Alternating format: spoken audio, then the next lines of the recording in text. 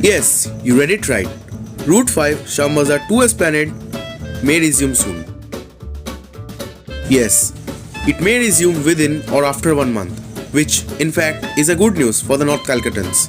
The metro work has finished at Wellington Junction.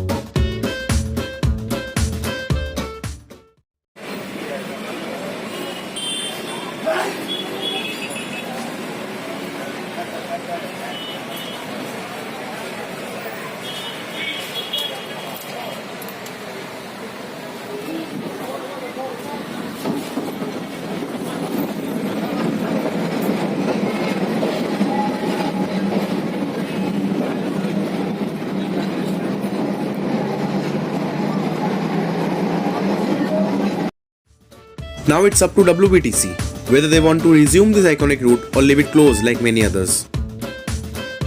Let's hope for the very best. And special thanks to these people for sending the photos and the videos.